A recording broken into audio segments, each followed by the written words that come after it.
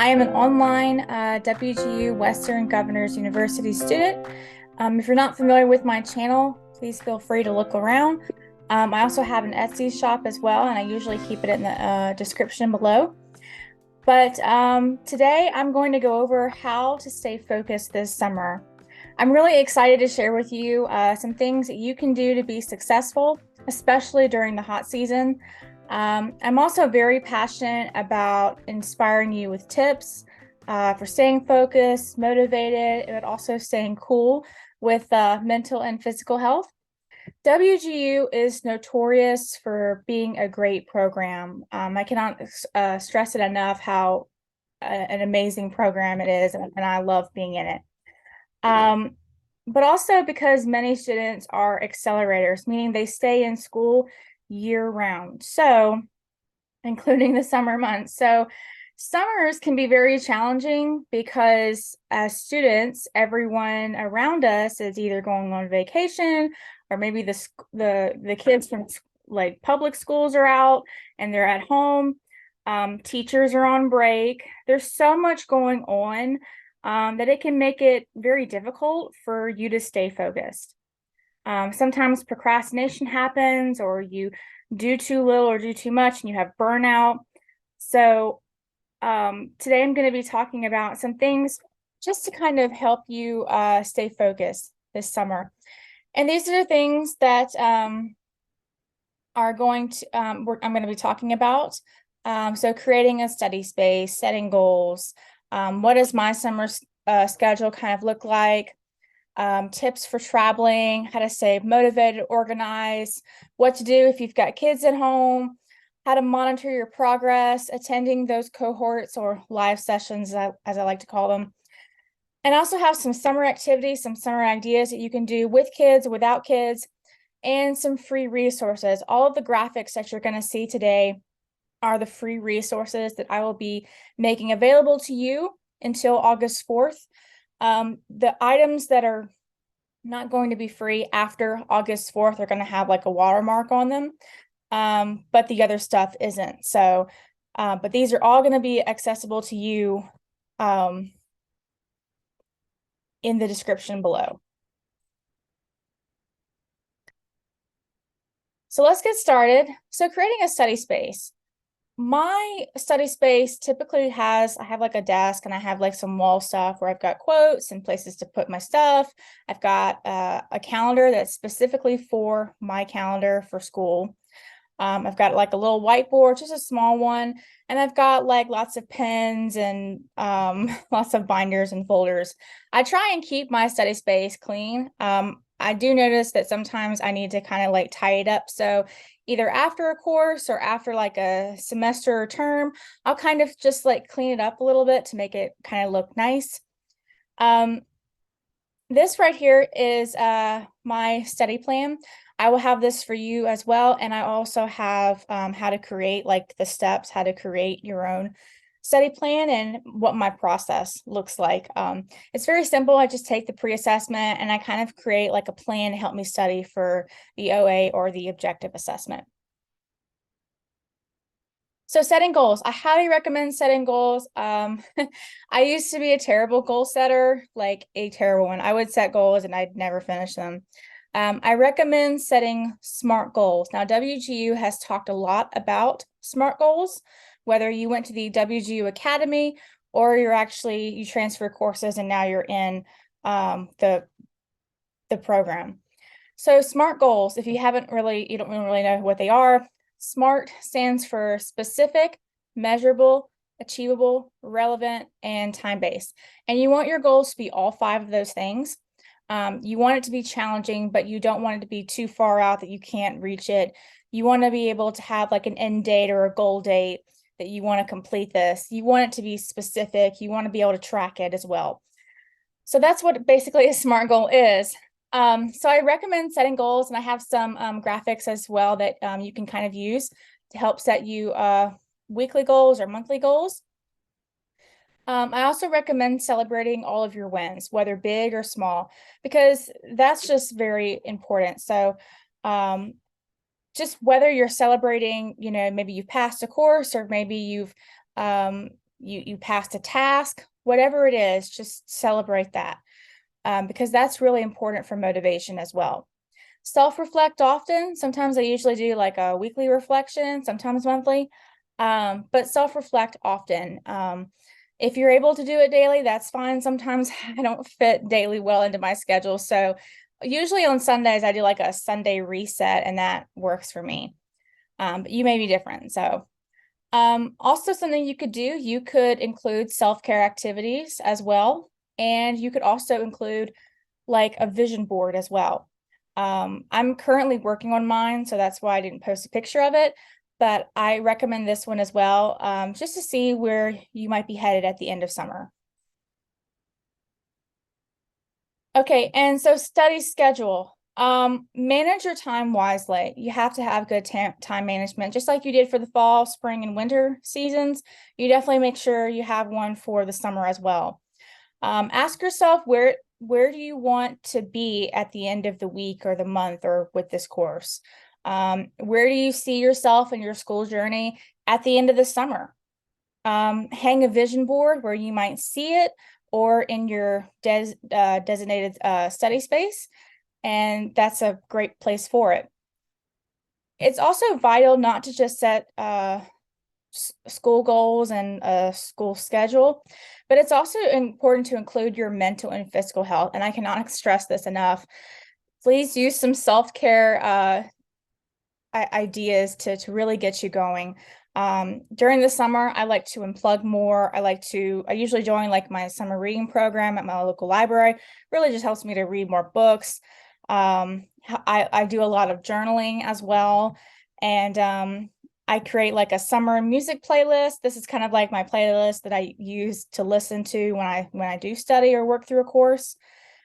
Taking more quiet time, naps, whatever. So whatever works for you that you're able to fit these sorts of things in your schedule is just perfect, especially during the summer, because you don't want burnout to happen. I also recommend that you take some time off for yourself. So my schedule tends to change during the summer. Sometimes I get more busy during the summer, but on the weekends, instead of giving myself just one day off, I give myself two. And every month I try and give myself a couple days off, or maybe a weekend or a week off per the summer semester, because I think just taking some time off is just so important. And this is my action plan for my school course. This is a course that I'm currently in right now. As you can see, this is all the course material and the task one, and I'll have this provided for you guys as well. And this is going to stay free even after August 4th, so you have plenty of use of it. But this really just helps me. And even if I tend to finish a course faster than I had this plan out, that's fine, because this is my end date, and that's just I'm working towards that goal. I'm working towards finishing at the beginning of July. My tips for traveling. First and foremost, the biggest tip I think I will probably tell you is to talk to your mentor. Really give them a heads up if you have like a vacation coming up. I don't recommend you putting this one off at the last minute, because that's just not going to work. Just kind of tell them, hey, here's what I've done. Here's why, or here's what I'm doing. I'm leaving for a week, going to the beach, whatever. And when I come back, here's where I'll be at. That's basically all they really want to know. They just want to see that you're monitoring your progress, and you're just, you've set aside a plan for when you get back and before you leave. So that's just my big tip, and I highly recommend that you do that. I also recommend that you be strategic about where you want to study. If you want to bring some study stuff with you, you can. For me personally, it's just a great time for me to do like some review stuff. I tend not to bring a lot of stuff with me, and I also try and get ahead. very important tip. Try and get a little bit ahead if you can. Just put a little more effort because it'll be worth it in the end. I promise you, you do not want to do any schoolwork or whatever really when you are on vacation. If you want to kind of review, I highly recommend using maybe Quizlet or something or a YouTube video to kind of help you. But I don't recommend you overloading yourself because this is a special time for you to have a little mental break.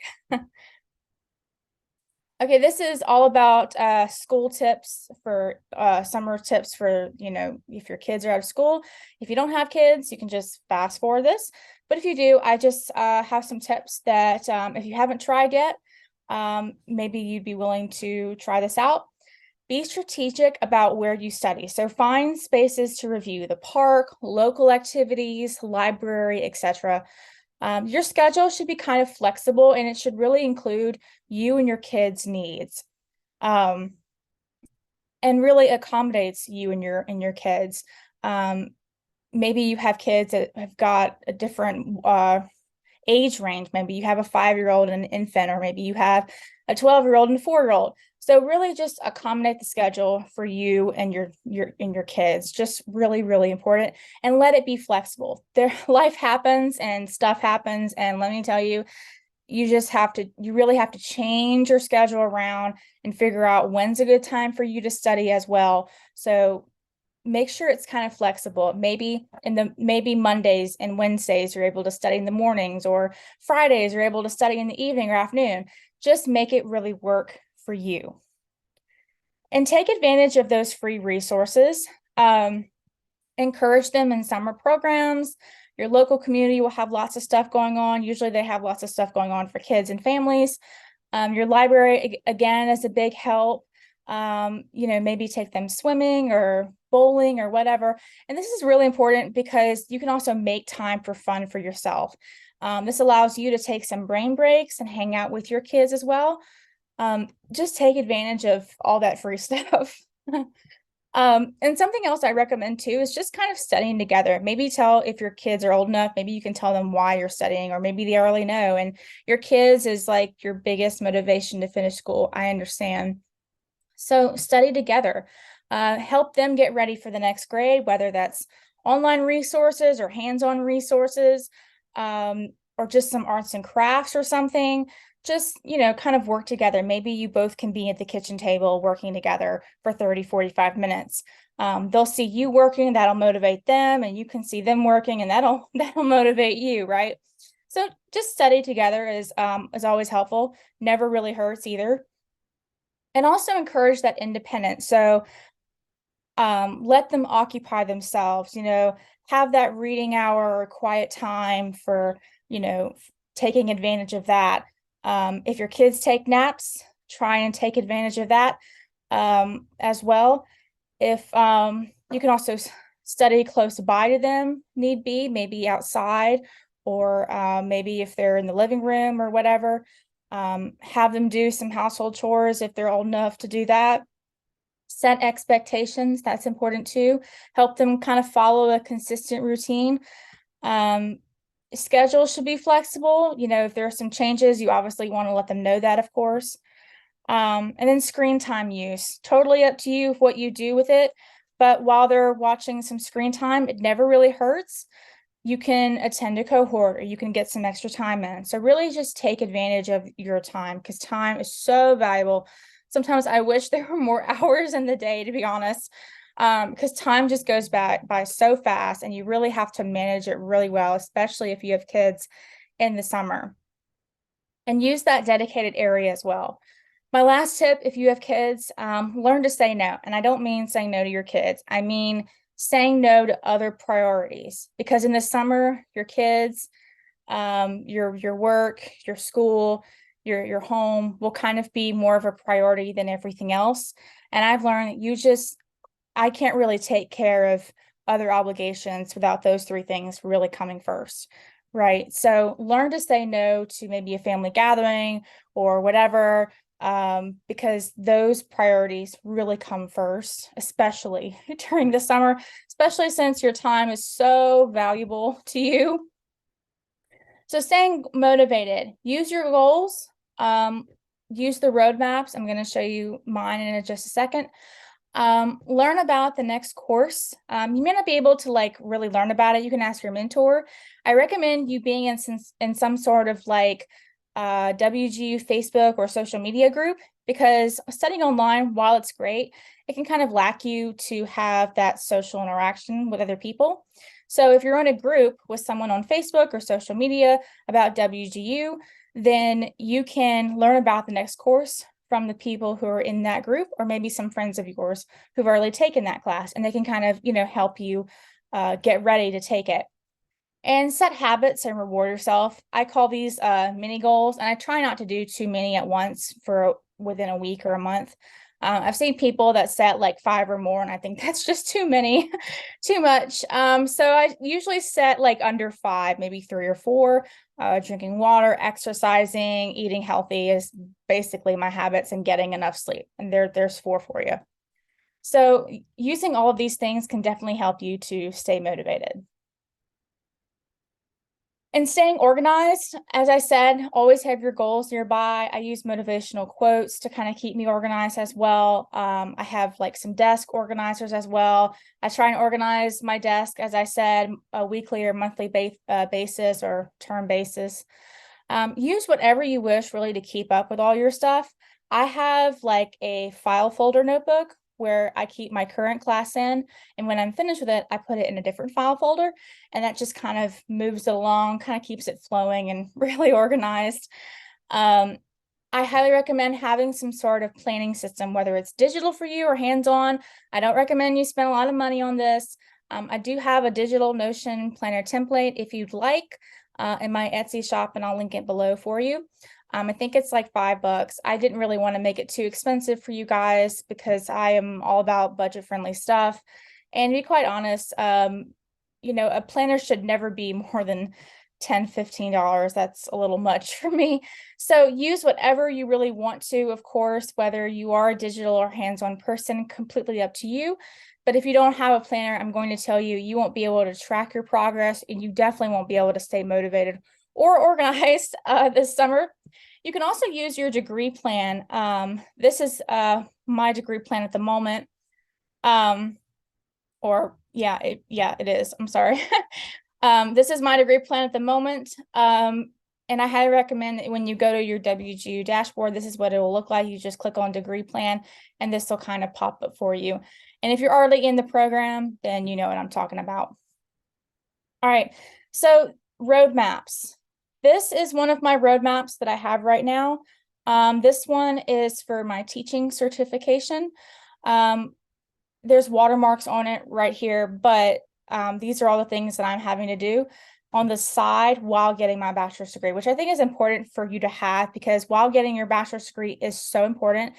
Unfortunately, there are other things that you have to kind of do, other requirements you have to have in order to get your state certification, because that is important. You have to have one. Every state is different, so your state may look completely different from mine, and this is just, my state. So far, I have managed to take the math praxis, and I passed. I'm still working on writing and reading. This is my bachelor's degree. These are other praxis. This is more like subject content area. And WG will talk, once you get kind of into these, like when you take like the elementary math methods or science methods or social study methods, they'll kind of talk to you about what each of these entails. But this one right here is all about like teaching, how to be a teacher. So classroom management, all that kind of nitty-gritty kind of stuff. And once I've completed all this, then I get my certificate level 1. I also have, when you download this, you'll see other roadmaps where I have one that goes more into my career for me to get my certification level 2 and 3. And then I've got a roadmap for my master's degree, because right after I get my bachelor's, I'm going to go ahead and get my master's. I mean, why not? So use the roadmaps, get it while you can, as I said. Use that habit tracker to monitor your progress. Keep track of your assignments. As I said, a planner will really help you on this. And then use an action plan, as I said, just to keep track of, what you're going to be doing this week and what you're going to be doing next week. That way you can just kind of see. And I just love visuals like that. Just really helps me to monitor my progress and stay organized and things. This is my roadmap for my bachelor's degree. I don't have it colored or anything. It is colored, but I didn't want to do that so that you could kind of see what courses I've had to take so far. I just finished this one, and I kind of skipped these courses because to take these courses I have to have reading and writing practice done. So I'm on this course right now, but this right here is all kind of colored up. So this is my bachelor's. Okay, attending cohorts. The benefits really mean a lot to me, because the benefits for me personally, I love to attend because it allows me to answer live questions up front to them. Really helps me to learn about a course more in depth, and it helps me to kind of plan and really kind of get an idea of what to kind of expect for this task or the OA or whatever. And sometimes they give you free resources afterwards. Usually, sometimes they'll give you the PowerPoint that they've used, or they'll give you a recording, or they'll give you some other document that they said that was very helpful or whatever. They'll definitely provide that for you. It really helps me to attending a cohort really helps me to stay motivated. Obviously, that's like the number one thing. It prevents procrastination for me as well, and just helps me understand the course in depth. Now, you may have a course where they'll have like 10 or 15 of them. I don't recommend you go to every single one. I usually go to the ones that really just benefit me the most. And that's why I say which ones will really benefit you the most. Attend those over the ones that you feel like you don't really need help in that area. Maybe all the task resources really helped you more than the actual video will. And sometimes they have pre-recorded videos where you don't really have to attend the cohort at all. You can just watch the video, and you feel like you're confident enough and you've learned enough to where you don't need the live session. And this is a daily schedule that will be available to you until August 4th. This is something that you can use for yourself. It's got goals for the day, a to-do, date, the weather, a daily quote, notes, and any cohorts or meetings that you might have to attend that day. So this is just a little something for you if you think you would like to have it. Okay, so summer activities. I really think for the summer, especially with fall and winter, I think it's no other season is really an exception. I think you can still have fun in all those seasons as well. So summer is no exception. Have fun with yourself this summer. I mean, really, do some things with kids. If you don't have kids, then you can obviously do like all of this stuff. So if you have kids, arts, crafts, and STEM stuff, Michael's has a lot of great craft kits. Your craft stores will have lots of, Michael's is the one that I'm thinking of top of my head. But your craft stores will have like lots of little kits that are very inexpensive for your kids to kind of do. You can make summer hats, you can make tie-dye stuff, you can stargaze, you can just build things together. I know kids love hands-on stuff. So arts and crafts is really important for your kids to do. And that's just something that you can do with them, kind of, again, like have that little brain break. Board games, card games are always fun. Challenge activities. So maybe make an obstacle course outside your house, build a fort, play some sports games, play hot lava. I know that's very popular. Outside toys, so you've got jump rope, chalk, you've got maybe water stuff, you've got ball toss, bikes, all that kind of stuff, sand, water table, maybe take a walk around the neighborhood. Water fun, like I said, water table, water balloons, water guns, all that kinds of stuff. Play in the pool if you've got like a water slide or something, that's still fun to do, a sprinkler, And then create new memories. Look at photos, maybe make a scrapbook or a photo album of your own. Maybe have a movie outside or have a picnic. Maybe create a time capsule. That's fun to do. And then you can also integrate some school subjects in there as well. Pinterest has great ideas for all this kind of stuff. But some things I've seen is like collecting bugs, scavenger hunts, dancing educational songs, using math and science for cooking. Making slime, Play-Doh, telling stories, starting a garden. They can write their own book, puzzles. Again, like I said, math and reading games and board games, all that kind of stuff. You can kind of integrate school subjects with. If you don't have kids, this is really more for you, but even with kids, you can still do these things. All of them you can kind of really do. But for example, like going to the zoo, aquarium, maybe taking a road trip, museums. With kids, those are sorts of things that you can do at your house. Without kids, you can do as well, but you can also do it with kids. You just maybe have to schedule time for it. Like you might have to schedule time to go to the zoo or the aquarium or things like that. So a farmer's market, sports events, outdoor concert, museum, that's always fun. I love going. I just like to go to local places during the summer. I don't like to venture too far out. If I do that, I'd rather go on a vacation to do that sort of thing. Be creative, journal. Maybe you do art or DIY projects. Maybe you want to do some house projects this summer, absolutely fine. Explore foods, maybe make some summer treats, have a picnic, try a new restaurant, and some mindful activities too, as well. Dancing to favorite songs is my favorite thing to do. I love having a gratitude journal in the morning or afternoon. Playing games, maybe starting a new hobby. That's fun to do too. I like to have a spa day or skincare kind of, just like a face mask or something. I'm doing a reading challenge, like I said, at my local library. And then cooling down, obviously that water fun, you can definitely do that. Maybe cool down with favorite foods like a snowball or something, cold drinks, homemade lemonade, visit a lake, a beach, a pool, if you don't have one. And even doing something nice for others, so random act of kindness, that's fun to do during the summer as well. All right, so my free resources. All of the stuff that you saw today, all of this is going to be free. Now, the only things that are not going to be free until August 4th are my weekly goals, the study plan, daily schedule, and the roadmaps. The rest of it, I think, is pretty much going to, stay free and open to everybody. Well, guys, I hope you really enjoyed this video. I have such a lovely time telling you all about tips to stay cool this summer and to stay motivated. Don't forget to like, subscribe, and comment if you have any questions. As I said, thank you so much for watching. Your support means a lot to me, and I'm just really grateful for you. Thank you, guys. See you again soon for more.